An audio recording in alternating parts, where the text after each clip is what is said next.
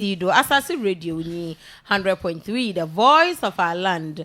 Ebusiafo se yehia wa ha na se Elikot oba na enyim de oze Oguaa bakwasam na ozere bobo hen.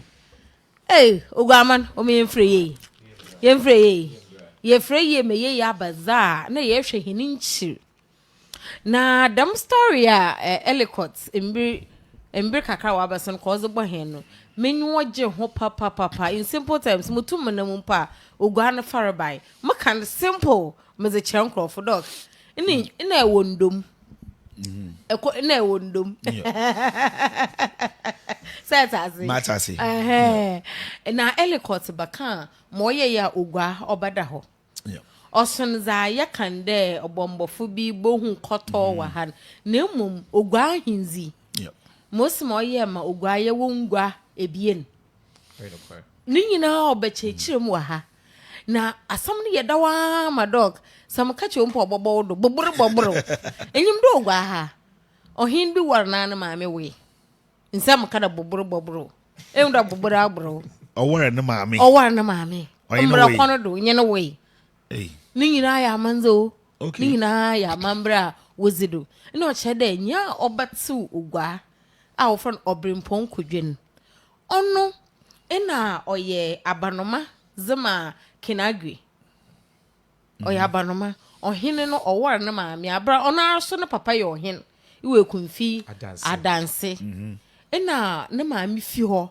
ba Oguaa ha efutu na ohene hunen na no ye ne few na ono kado orbejisike kwagya nukuna oye ohenen no kade o no mara meden motua mo no maniska mozukotua no be no one but orba na ebe hyenechi nte ebe na o hyenechi no ono na obenyi ne ye obrimpon kodwen na dam ebe na o hyenechi no ewundo ono nya papa na ba kwanten oye na abanoma nte oze na hinzi ne manam ba no wo efutu na aha na hwenyi ha na ono zo ono boto kepko se hi igwe he oze brimpon kodwo boto ha Norman sword second there onfenzi Igwedo wa ha present day Igwedo present day na ha nye kroni titiri na owo efutu no nti onu zibezi na owa afa prempe nyanko wo kumase na onu keche ha wona was second that was Igwa na resi na Igwa okay ozebren ehwo na abrofo so wana abakosam no bemo ma obi ko report there was we kunyimpa was egu Igwanado ema wada waka kire do enyipa no mogya na abo no mogya ema nyimpa okakada okazi dam kokwansan kra wokun osande weze wentume yi no han weze akohwa ato na da membre na ba de ehu do enyipa no mogya na abo no mogya onu ponin sasunti na yenya abra wa ha osande nyimpa otena ohina otena asam dizi na ofa na abra abakrampa hin nti onu na o ma okada se etume eza asemi mama otama obeden obateto mezimu kroyi mezereto no ma abrabe stories no abra for be no what can hakakri yeah me say dog asam ne yeda wa ma egwayin sam no banana chede yerhwe hen abakosama enti tuado ma hen na cheche hen mumoye ame ehwo mentas moye owar na maame na onye no we no ehwo no sechi dam na dok ntase dok nde yebete abakwa into na yawa asasi radio until wa ha into bibia into the voice of our land and it's until wa ha the mazi suen en chechiri we free nda ha into bibia so enti doko ehu enti yebete abakwa sam no Oguaa ode yamo Oguaa nyina secretary ayo anti yadeba medase ewie ma music kamfa minchia ma osabar bakwisa to today be ni gwema hin na ne man himba na ne kwabo to this year fikese mebusie pain and supreme head of the Brazil royal family Reverend Kananjo Kwesi Mensa in the Brazil busie painful esupifo oman asafo ankwa ko bibiara ma wona ha wojime nyado ye nyado dem eken no ye chiremu de enkanon na amanza owoje de se ebia obi nu ewu ane ohin bi wa nimpa ozazen ofa ejapaza inuen ane ohin wejen ohwedo including the wife. Nti onam ono do na na kwekwe oye agree the second. Oda ne benkum do. Ne ba otwo bezinazen. Oba fa na ejapaze. Including the mame. Oye ne mame. Do si Oguaa. O si we Efutu. Oguaa Efutu mama Canada. Oye amanza na oho. Wunya benin nyimpo bez beninazen. Oba fa ejapazen ye ejapaze. Nti offer here na ka ho. Nyo. Ono ne nsaso na oma na Kodwo Egyir enu. Onye ne maame we na Kodwo Egyir ansa. Nyo me eche me de ono na asefo nye Egyir ansa fo wa abra sesia. Ono na asefo onye hwan. Na ono bebe bimpon Kodwo so ne step father. Wa be bimpon Kodwo oye ne nephew. Oye no wo fa so. Osane ye ne step father kan ho. Ti dem na asamna be.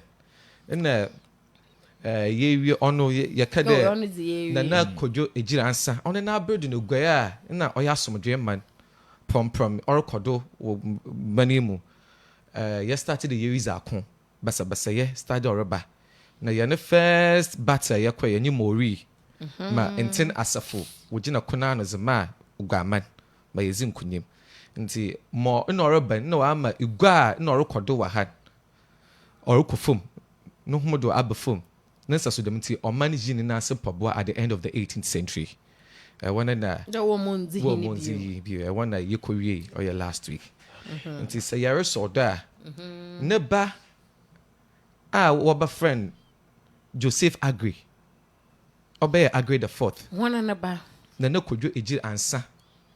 As a result of incest na.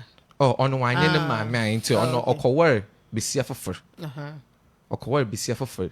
Na owu mbebien akuye kobina fin pains in kobina fin na kaka ba ne Joseph Agri na mum wotu na Kodwo Egyir ansafi azadon eba wo fan ne second born wanfa abakanan wanfa na kobina fin wafa ma obaye Agri the fourth Joseph Agri no zina na dodo na woni mo ze fan ya Boropo. Bro, yaka Boropo che. Swimmer pa. Obi oye good swimmer. Boropo. O you be otum o Boropo pa. Te no onyi zina oda no do. Oye nso na hi. Te na Kofi nim de wa na ofi.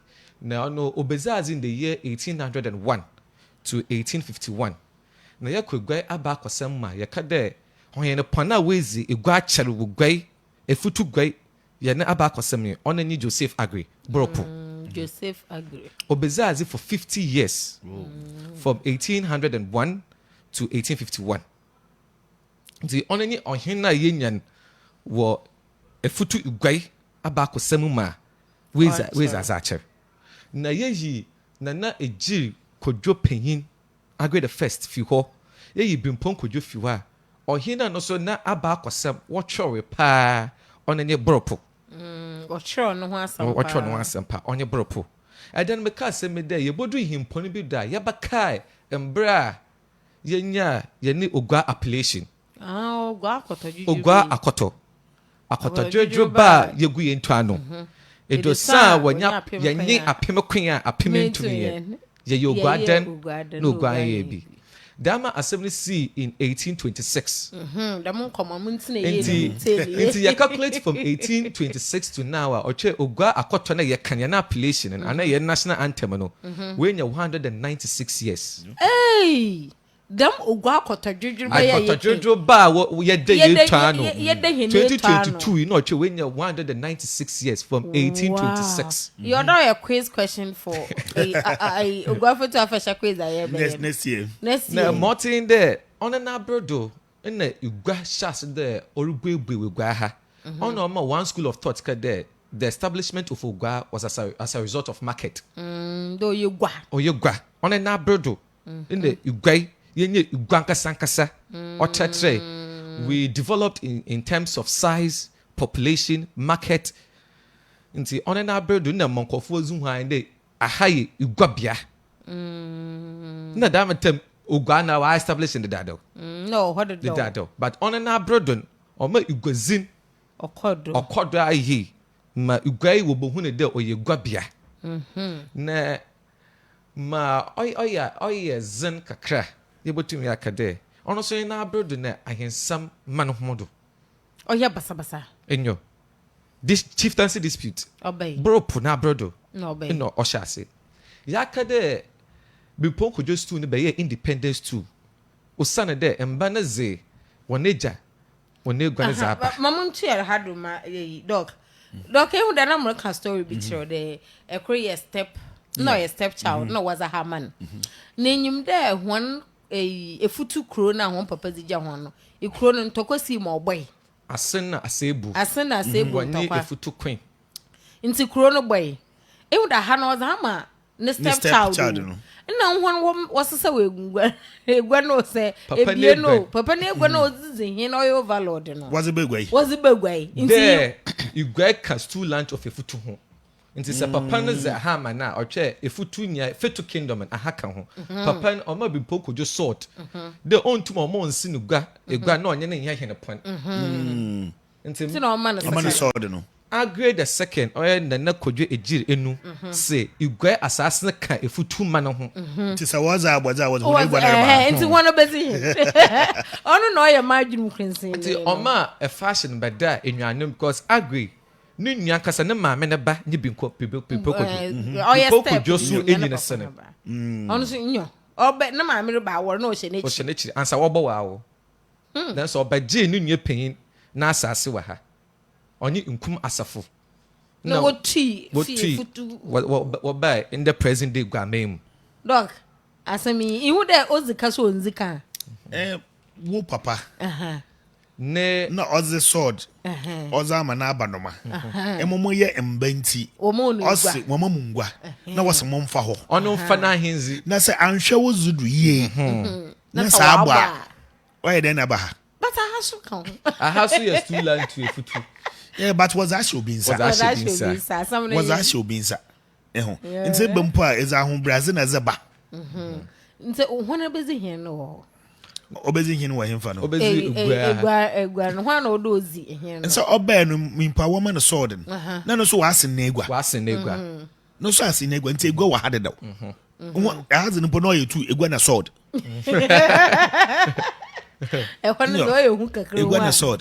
Because the sword made him subject to Nana Egyir agree the first. Nti eka divisional chiefs in Oma here no sword on the wizards so that they become subject to. Okay. See that sword na papa na zaman. Before Kodwo became a subject to Efutu man. The honor here no opponent.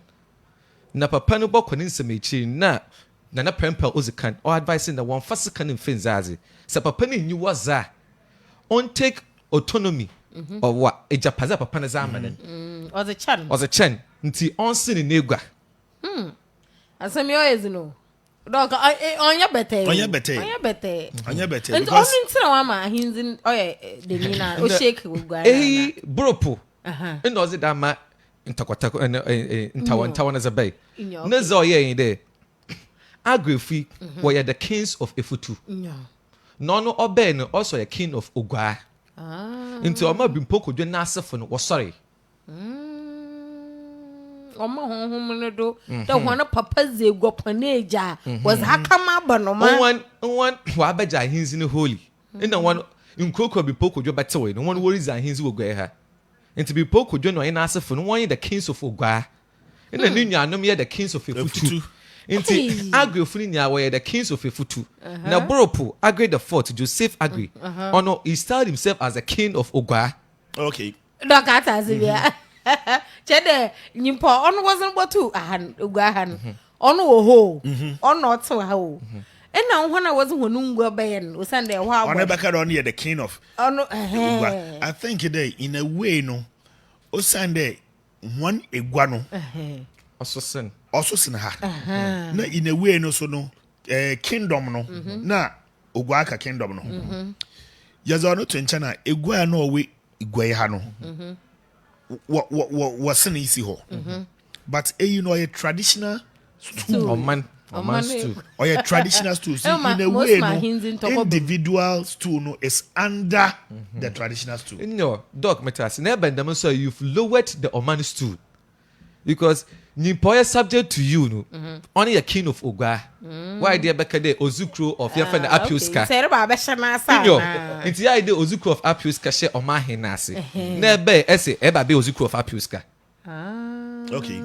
Doc, it's all my be poco do not suffer. Was sorry. Then one why you go pon why assassin the one was because assassin you one is that.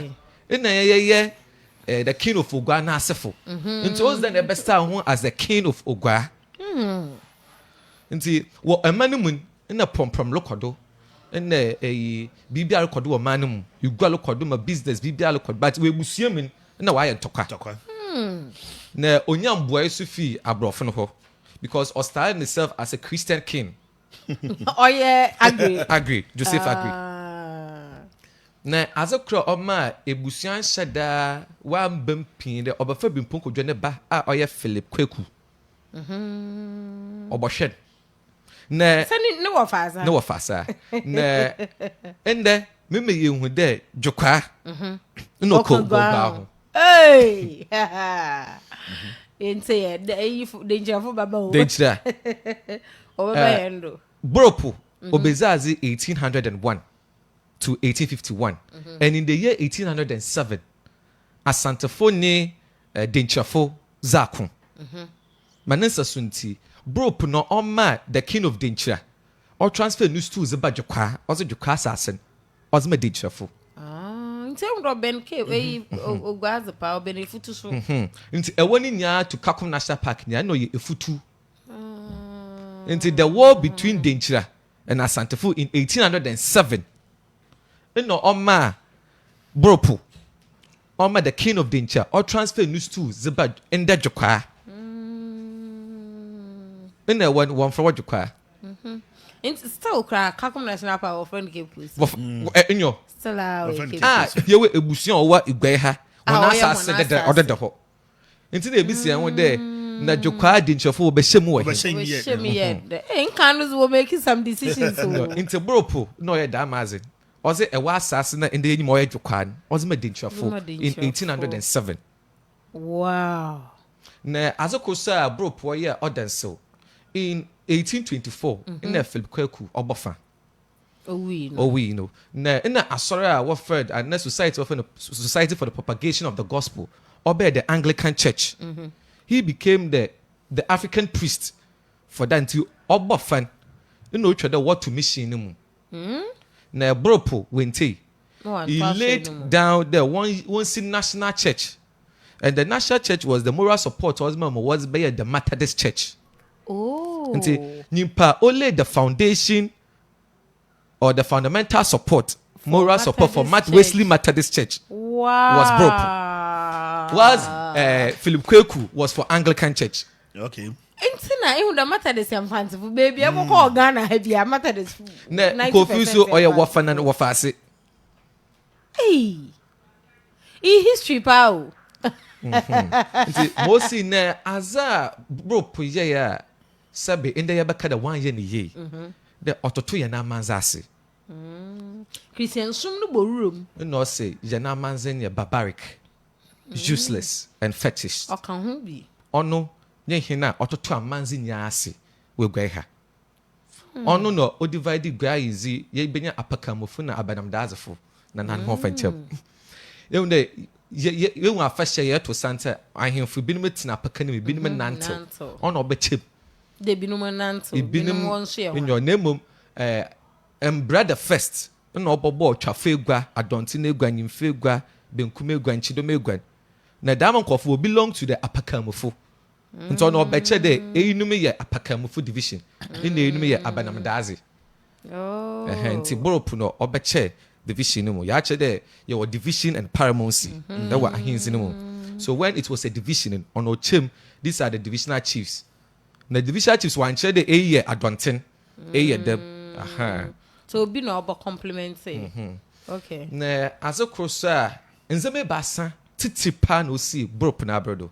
Ozikan 1824 we can talk about the death of Governor Sir Charles McCarthy. Michia Safahen Kweku Mankata. Yeah. Nipe na sam na mrebake. Ono no ma yenye meka de Oguaa ye won tam kase bien. Oguaa tam kase bien. Oguaa ukuda akrunyi. Osi on the 21st of January 1824. Nana bonsu na no say bonsu na bredo. Yani asantefo kokon. Ma ozi gbayen. Obrain. Ozi gbayen. Inyo. Yima. Ine asante hina owodo oyin na osay bonsu. Nti dama time in the fancy Ashanti war wa beye the Anglo Ashanti war. Nti na brofo no waka ma waka asafo no ma yekokon. Ma governor no kokon bi. Ma he was wounded. Yeah. Nti was sudden na wo wounded Asante on pedo obekire na akwan. Okuno ho. Okuno ho. Na Asante so ben we bokuno won. They have to take back trophy. No wo tweliti. No, was a question. Was a question. Ebe na brofo kan yen so ye ntumi asanfi ntumi ambro wana. Bai. Akoko akono do so nya da ba na bezin kunim. Da kor nsaba da odo. Okay. In the year 1824 no asantefo won sato uguafo yendo. Ma ya no Governor Sir Charles McCarthy wokun wasado. Onu ye wukuda on the 21st of January 1824. 2 years later na ekunu bebiu. 2 years later, in 1826, Boropo and Nana ekunu bebiu. On the you see the Kodwo tactics, it was stand still. Time tree. You defeat one ma. Why Oguaa appellation? Them defeats in say a debiaka your friend it do sound when ya pim queen ya pimentum one. Obit baby Santinho ukuma pim. I want to come back. I wanted the one you defeat one now. What baby was wukuma pima a pimba. So I ain't talk on was a dam a term. What defeated in 1824? What bring here 2 years later. You defeated the 30 that defeated the 1,000. And also catching the wukuma pima a pimba. The 1,000 that you killed. 1,000 will come again. 1,000 is saying bear. Yes, also brown. Oh yeah, sure one from. On and on ma into Kwabesi Grenadina yentem. What budget Edina? What about to Edina Bantama? Was it where you post? What budget a sebu? The will kill Gamanache. Nanso, Uguaa Asafo. What home was it? Oh, I can't enough for Baba. In July 1826, was standstill or yonder time tree. Yes, it or Koto Nene tactics, Mosa Ogu, basket ma, or your phone no usanen. On the na. Abak was some there by oral tradition as a funwo to from Ashanti Road, damn in the bay, Ashanti Road. Kwana wa fen. In the barras then you stand still or yonder tan tree. Into from Bente when ya to was a funazation was his ship. No waka shim. In your in the say tell Kashima as a for sure all the child. Why OJ? A Jojo ba wogu tano. Oguaa akoto juju ba yekunye netano edosa yenye apem kwan apem entumi iyo Oguaa den Oguaa yobi. This happened in July 1826. Nti dama sema yake maka de when you 196 years. 196 years. Oh yeah, this year 196 years. Nti you 2022. 2026 no trade dama place when you 200 years. Oh. Appellation is all there ye gunsa wo hana mo boy. Into one as a bay. One a kind. Oh yeah appellation or manara jezema Boropo no nye asafo. Na menyim do obi bezim ho akotan. Ye nya obi anju ye. Abandam zo ya adwonto etu ya. Oya adwonto. Oya adwonto nti nyimpa kor runtum on day. Obi to the Ghana national anthem. Che obi no nyum na otowe. And we've adopted as the national anthem. Yeah. The third event happened on Boropo and Nana only the bond of 1844. Oh. Obezaze from 1801 to 1851. So the bond of 1844, he was the Oguaa chief or the king of Oguaa. Until one man in Zamaru Kodu ye na ebusua su ja atom. Because Ebusua is a king of Efutu. Don't style yourself as king of Oguaa. Because king of Oguaa ni Brimpong Kodwo n'asefo. Hey. Mami che na Brimpong Kodwo mo ewuko. Ewuko. Nti n'asefo oye nunya mekede oye mensa. Nti nunya no ebie. Nunya no ebie ni zika na won so won papa zaze wo. Ekumfi adanse. Payins nana no okra nechi. Okay. Nti second one. On obe kwata what shifty. Inherit papa ko dey na me na be. E ka de. Onu bezaze no. Oche ehu de dog efutufo no. Ehu de na wozi ejaze patrilineal. Wo papa wa easy naze. But onu no ehu de na maami na ozi no be fira ha. Nti onu ye de onu oso ozi ne be. Onu basesan. Onu basesan de sisi wo beze naze. Osan de. Eye nyifo ye atwam. Enyo. Obi abezi naze. Enaze matrilineal. Nti onu na ozi hwa no onu kafa ni nua. Mo ni bezaze. Ni anu mpemfe bie ne na bi pokojo wewu. Ti ni anu mpemfe bie. Pain isn't. Osan the call. Ekumfi adanse okone papa wo. Nti second born oni kwekwata ono obeye oja na nzika yedma wo abanim kase na o manu nwane beye busu pain zima na ebusu na nkro nya. Nti nkra bepo kodwo tetewe ohina ozi damukro no ohyefikesi mebusuya pain na ase. Do kon kai na hinzi ntokwa bu. Damina asamnete. Nti what a story. On the 31st of August 1851 in a Boropo also other ne ben komodo na nimpa obesha na name ye na Kofi Amissa on na brodo na basa ye be ya was shifty ahins ne fie ahemba no wonsem was it ba wa fasefo the obi baby said there aba samara no obey Nana Kofi Amissa wa friend George Finn agree. Wa friend George Finn agree. No ne papa ya Kobena Finn. Me catch you there Boropo. You know a second born to Egyir Ansa the third. Until the first born now one fan his in our man. There was a come at third. On an abani Kofi Amissa. And keba pain or chose ne papa nazin. Wa mo wenzi. No was my second born. Joseph agree. No, she second born so number ho. In your. Na so that was more fast. No. No, farmer. On no what fast some no nya agree from one side or be poco do no one side. Nti George Finn agree or ye Kobena Finn ne ba. No bezi Boropo nazi. So just papa ne nzi nazi ma nunya kaka be bezi onu zo nyuwa papa ne ba ne bezi nazi. Oh, okay. No. Asam ne de. Ti no bezaze for 5 years from 1851 to 1856. None in Abrodo in 1852 on the 21st of January Major Stephen Hill constituted the Legislative Assembly. They had 70 signatories. Nana Kofi Amissa or her day. Only the treaty and a signatory Kofi Bebre was signed in the history of Oguaa. The bond of 1844, 8 fancy chiefs and one do baby your friend that the Treaty of Fomena 32. But the Legislative Assembly or Nana Kofi Amissa na Abrodo the Yenyan Kofi was signing this treaty. Any treaty or signatory above was a bay. That is one of the achievement.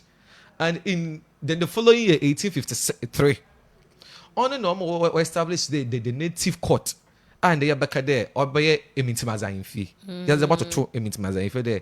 As summer was in what I am for any fee. Yen one particular beer, I am for your bishim. These are some. Always are someone. Until there you were up your sky in fee, you were Brian fee, until on him there be so beers and assam. And so no instituted the native court there. And you fling your Bob Wano. These are some. If you cry ways are some of one so. Up your sky in film one, so that was Sanzaba a Hinzi Kasim.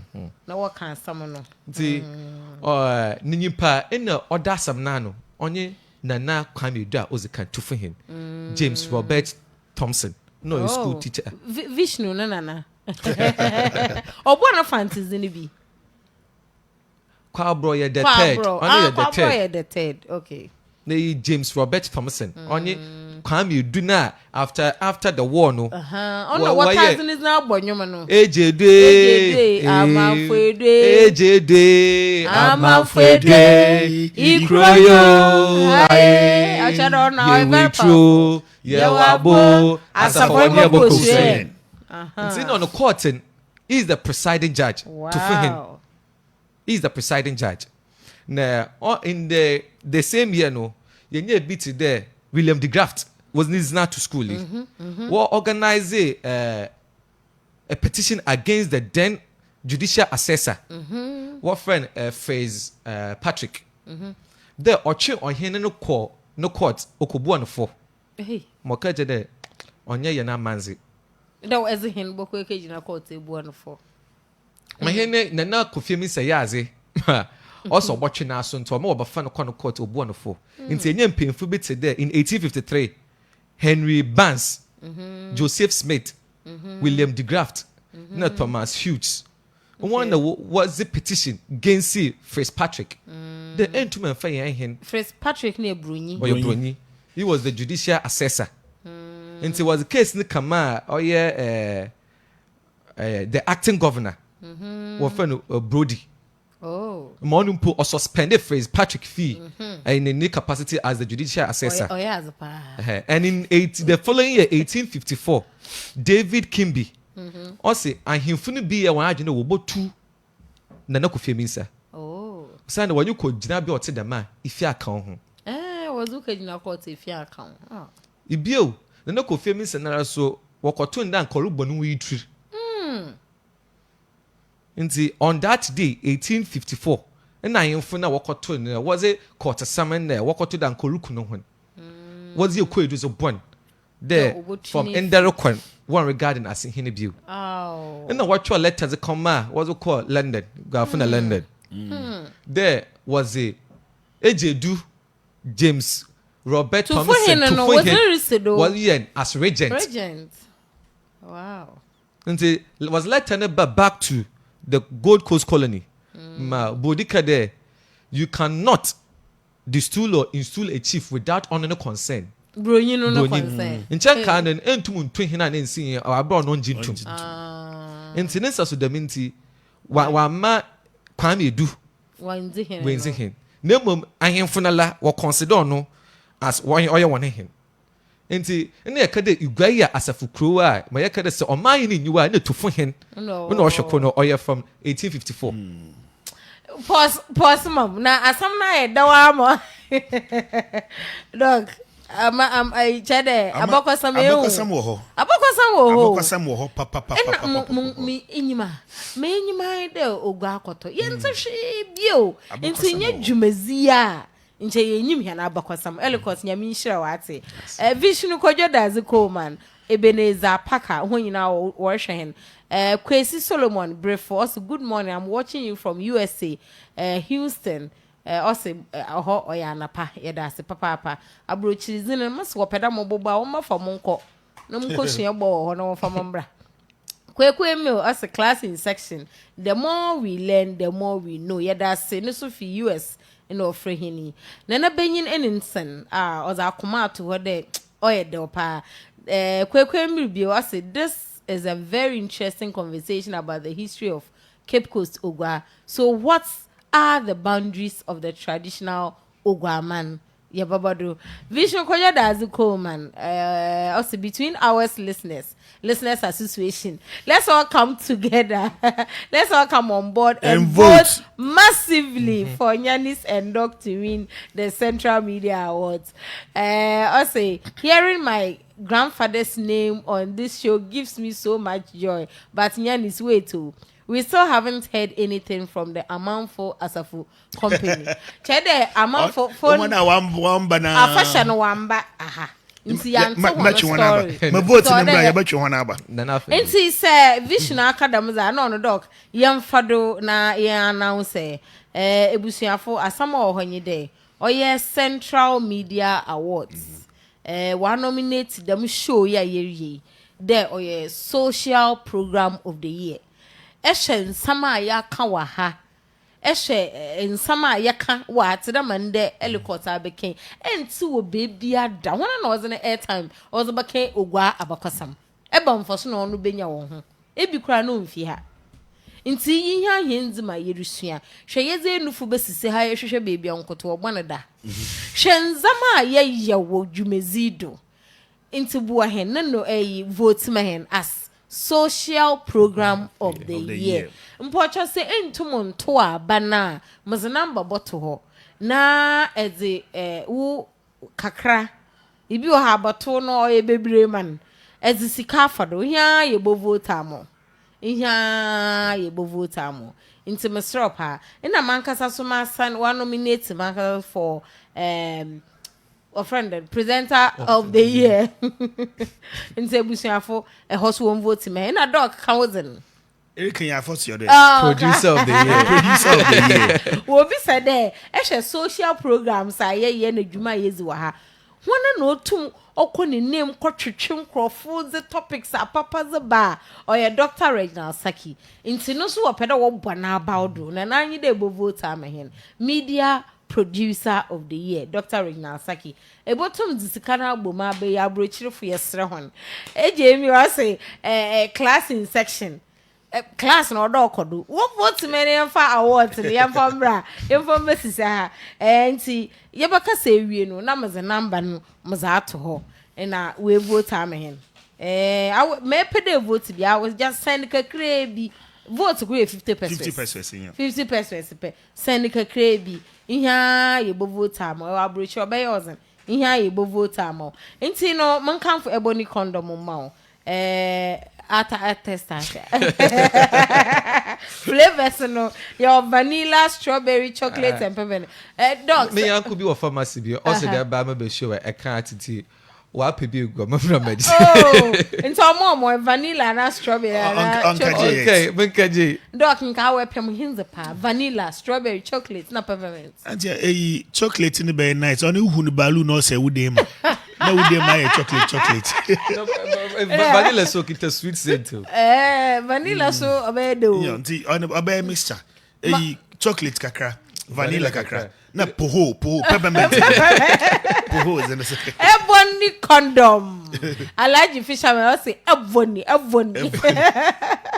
e we say for yan hwe ebony condom na yefo mbo yen ho bana Christmas oroba bronya oroba yefo mbo yen ho bana ye da ma obodu be ye October ho na mba worbe nyina ehwe o moti the master heartbeat homeopathic clinic ono na oboye na chidom de yemfa dwumezi yemfa mbra o se yanka nche o de wo yerba bia moti bia fokodom ho no ho na asoye do ye chronic do ye acute ni nyina wosan ya massage wo ho se wo honam no on ye fine e bia aye adwuma pede akwa na wo twetwen ekwa wo be ya mo wosan so ye physiotherapy sections wo ho wo hunam nimbie wo bebi aka obotoba waye mo esisi do amo wo machines ekuku da mapapa wo zizi da amdwuman enko hospital nka do kwatwa kaya lab wo bebi kwatwa scan wo bebi na fabra hon da bi ho bibia o scan wo lab wo bibia wo menya mewu opposite Ekwan junction wo ye dwuma fiti joda kofida 8 am anapa to enyubir nonum Saturdays anamemenda so 8 to 2 p.m. from 0541152443 and 0204522278. Heartbeat also no side effects, only benefits. Me some phone lines so. Yemwe phone lines are dog. Asam na yam do. Yemwe na wazo. Oda yemu dey most me guadama kuma ho pa na waka bekwasem ya. Na maso ma em do ebusia 0593882652 0593882652 Oguaa bakwasam ina yerite nti waso botum afre na ma ochire wadwena na mepede ebisa no ina ebisa nti na kweku emir owo US abrichi na obisa nti Oguaa kra yen boundaries no ofihin kwahen Tidama ednafo be ya. Wachira. Wache bibi Fiti obanzi. agria kese chede gwenya wetu afa yendo. Oh, no, yaka administrative demarcation or traditional demarcation. Momombo numbers ni bio. 059 John Cromwell. Mpocho shehena humanwe. 0593882652. Ura John, me just orisham. Aha, okay. Into traditionally, yani traditional area, or shall say Holy Child. Oh, okay. Into the Ekwan was the outskirts of the Oguaa town. Since when the Tufu hin kwame do all. Oh. So he domiciled from Ekwan. No be on manu Tufu hin zimo Oguaa. In the Nipobo Shinichi no omo watching Tufu hin. And now no be a hin of Ekwan. Okay. Into a watch a hin we Ekwan or man Tufu hin. Okro no kof no one. Okro mo kwa kwashe. Because the then Tufu hin James Robert Thomason. He was part of the Asavofona. They were at the outskirts of the town. What bought Ukrono Ben? So Ukrono Kwan. Traditionally, you grade boundaries or start to a Holy Child. Holy Child. No, Ekwan we in nature. Ekwan near the outskirts Asafon. What show her? Chai, what a military zone. And Titi Bentiri Asafu. Bentiri for no go. No, until Ekwan Asafa what boy or your Bentiri. Bentiri Asafu. Ekwa Apiuska. We will be for your one tenor for her. Abras or in tenor for Abranton from Madame Kerr from Aha. From Aha, Zoka bring your yenten Asafu area. From Holy Child, no. Or track him boundaries. As a core a diacon nature ho. Trio say one in Sheba say the Sweet River. Sweet River. One or end. In a Yano so pim. Jokwa. Oi, eunde Brabezi. Brabezi, Yanano pim Brabezi. You go Yanano pim Brabezi pen e ko Jokwa. Traditionally, this is the boundary. Traditional administrative. Traditionally. Okay. In traditionally, Yazafa and no one so Tikwe Krum. No, Ocha, Yana Dina, Yanitim. Tikwe Krum or here. Diakrowana. You want Uncafunature Wakra. Uncafunature. Okay. Tikwe Krum. No, Ocha, you go on your dinner, Yantim. But administratively, no, was the Tikwe Krumaka. Edna K. Now was it Green Hill, Zaka, Cape Coast, was traditionally Green Hill or fall to Asebu Kingdom. Agree, I Asebu. Okay. In the first in Agri Memorial School, was it Cape Coast School? So what's not that mass of Northern? No, what J agree. Zoko Asebu. Oh, okay. Stilampo. So Crankofu in the Cape Coast schools. I mean, the academy schools or Cape Coast. I can agree. Okay, why not Bacan? Asama Kenya, no references. Yebon order in council of 4th April 1854. Tobana can ye and call for pedaway research. Asia lines now. I it was here for 059 3882652. Yanumber number oko. Yenya one call be cry okay. Until reference kuni order in council of 4th April 1854. Okay. Across the Cape Coast Memorial of 5th January. Hello. Hello, good afternoon. Good afternoon. Pocho from the next for him. Pocho from Kodwo Shibra. Kodwo Shibra in Kings of Efutu. Shabra. In fact, programming why we need papa. Into the me, Igwe, Abe Bushiapa, and Wizard, Igwe Krum Ho, prepare mu. Onupo Mampo Mutumba, Brazil. Brazil Bushia. No, Uguaa. Na Abra say, Abra. No Chidele. That's Abraham no Wizards or Abra. Mekede kwisato ze kan fi abra ka ebraze ho bimpo kojo fashion or ye Oguaa abra no nye amosema na the reason why Oguaa paramount in there hana papa na ba chichir na hinzi nti abra ka ebusuan ho abra ebusuan panyin onye kotompo na najari kotompo the third onye abra ebraze ebusuan panyin. Oh, okay. Ebraze ebusuan no wa abra wona ebusuan panyin ebusuan panyin kotompo nyo na Egyir Kotumpo the third.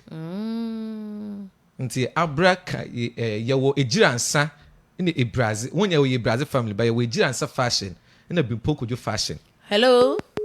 Oh, facha mpana. Chada mitaya samna na mwe fida course roba. Nti yewo ejiransa na yewo bimpo Kodwo. Bimpo Kodwo. Wonya wo ye enuanom. Wo feed the same mother line.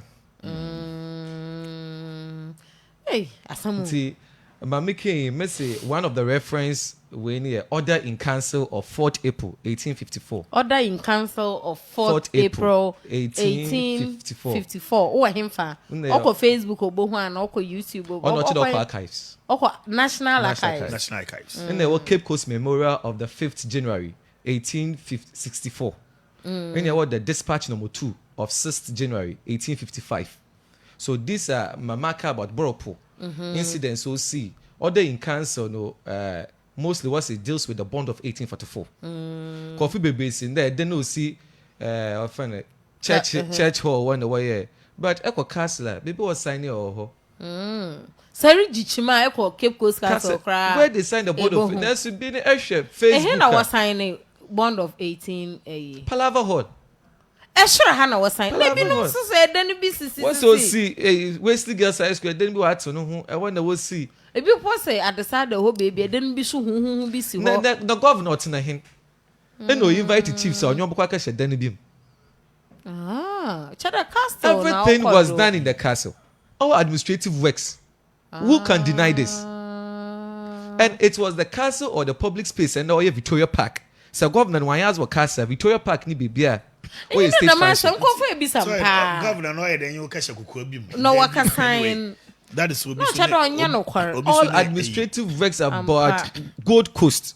Ebia nsu term castle of flooding it was a call. It's Kofi baby no was sign no then be wager then we see what is Palava Hall. Palava Hall kakrike. And the 8 fancy chiefs led by Yane Obayin Boropo on an abrodo. Nti doc nda yan quiz o kaka was na esu ya fi Boropo. Boropo. Mamun kama za na aka. Abe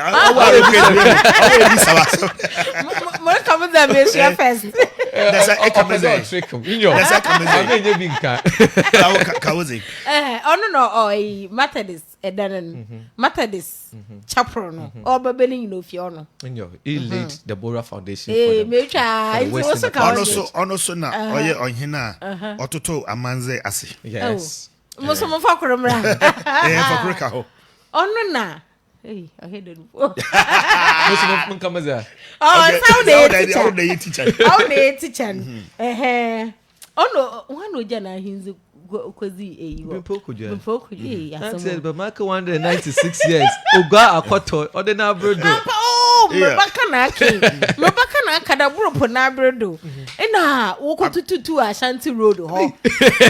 Hante madam dem. Ma was it so na was a koto brodo na was a koto maybe na brodo na na appellation be. Ba na mre shisha some ne there. You dey wi na ya happen.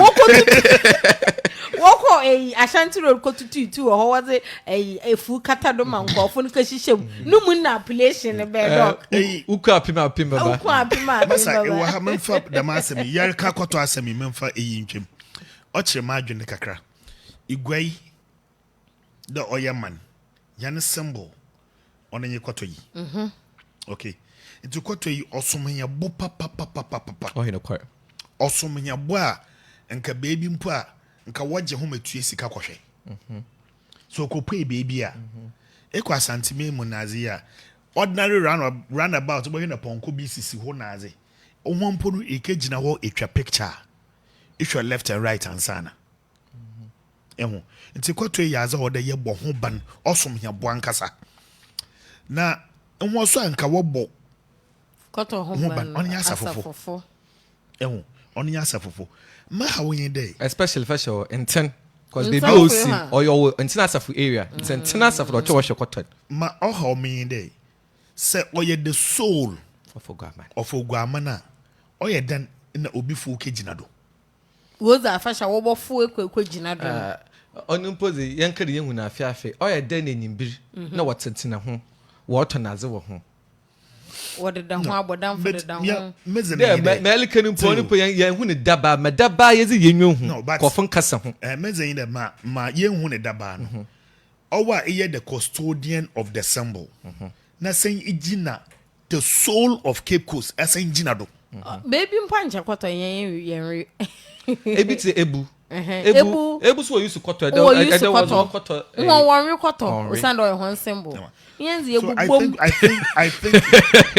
I think we need to look at that honestly ye beja ma asafo na ina nanom okay nemo ye jizi there asafo won the town soldiers nti hwananam woni area na ye ne Accra board osinten asafo area nti supilinse na asafo impaka na enten asafo hemfo na asafo ba the cotton na wofo no ya na no hono so wotonto na azo order ye bo ho ban order som henabo ya beka asafo hwe benti bebi wo benti botu ebezi ho dwuma na mo asafo da mazi no ye ozo komban obi a woni territory you don't cross so cha da hantsena for no ntina asafo no che mo won hodo no won hu de dam wofo ana wonfo enti o che do obi porobofo no nipa ina ofo ni na nipa no ohu mu ye funize oze manten afasha ber na ofo no kotwe ofo kotwe sisi obi afo bi sisi bia asafo bia ohu ta frank bia sisi wa ko challenge simo fo kotwe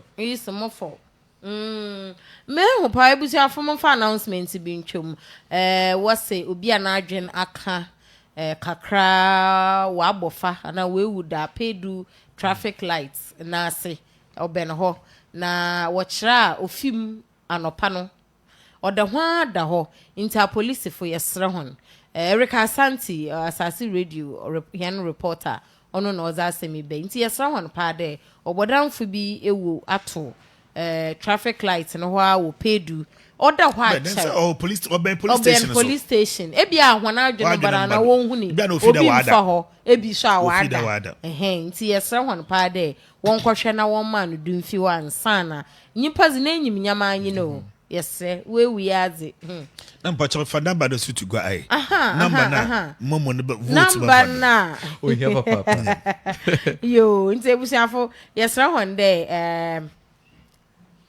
oye 059 863 5666